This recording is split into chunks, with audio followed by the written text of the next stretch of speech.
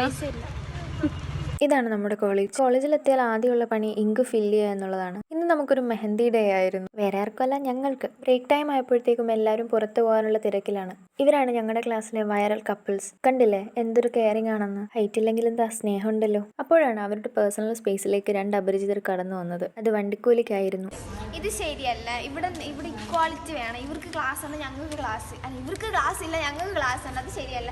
Principal ഇത് ദയവായിട്ട് എങ്ങനെയെങ്കിലും സോൾവ് ചെയ്ത് തരേണ്ടതാണ്. ഞങ്ങൾക്ക് ക്ലാസ് ഇല്ലെന്ന് പറഞ്ഞതിന്റെ സങ്കടമാണ്. ഇതിനെ ഞങ്ങൾ ഗിവ് അവേ കൊടുക്കാൻ പോവാണ്. ആർക്കെങ്കിലും വേണമെങ്കിൽ പറയുക. ഉച്ചയ്ക്ക് ഫുഡൊക്കെ കഴിച്ചു കഴിഞ്ഞപ്പോൾ എല്ലാവർക്കും ഒരു ആഗ്രഹം, ഒരു ഐസ് ക്യാൻഡി കഴിക്കാൻ. 20 രൂപയുടെ ഐസ്ക്രീം സെലക്ട് ചെയ്യാൻ വേണ്ടിയിട്ടാണ് നമ്മൾ അരമണിക്കൂർ എടുത്തത്. അവസാനം എല്ലാവരും ഓരോന്ന് സെലക്ട് ചെയ്തു. ആ മുഖത്തെ സന്തോഷം കണ്ടില്ലേ. നമ്മളെല്ലാവരും ഒരേപോലെ എടുത്തപ്പോൾ ഒരാൾ മാത്രം വെറൈറ്റി പിടിച്ചു. കഴിക്കുമ്പോൾ പോലും ജോലിയോടുള്ള ആത്മാർത്ഥത പുലർത്തുന്ന അമാന, ഒരു ദയയില്ലാതെ പണിയെടുപ്പിക്കുന്ന ഗംഗ, ഇതിലൊന്നും വിടാതെ പനി പിടിച്ച് വിഷമിച്ചിരിക്കുന്ന സാമിക്കുട്ടി. ആക്രാന്തം ലേശം കൂടിപ്പോയി. ടേസ്റ്റ് കൂടുന്നവരോ ആക്രാന്തം കൂടും അല്ലേ.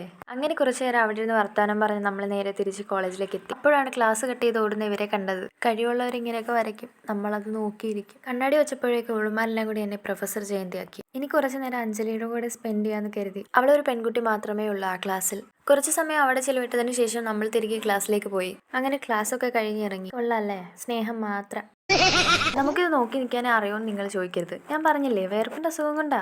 ഇതാണ് ഞാൻ തുടക്കത്തിലേ പറഞ്ഞ മെഹന്തി ഡേ. രാവിലെ തുടങ്ങിയതാ. അങ്ങനെ അതെല്ലാം കഴിഞ്ഞു. ഇനി വീട്ടിലേക്ക്. ഇന്ന് അധികം ആരുമില്ല, നമ്മൾ കുറച്ചു പേര് മാത്രം. കണ്ടില്ലേ ഗൈസ്, അവരിപ്പോഴും ഒരുമിച്ച, നമ്മളപ്പോഴും എപ്പോഴും സിംഗിൾ. അപ്പോൾ അത്രേ ഉള്ളൂ. ഇനി അടുത്തൊരു വീഡിയോയിൽ കാണാം. അപ്പോൾ ഓക്കെ, ബായ്.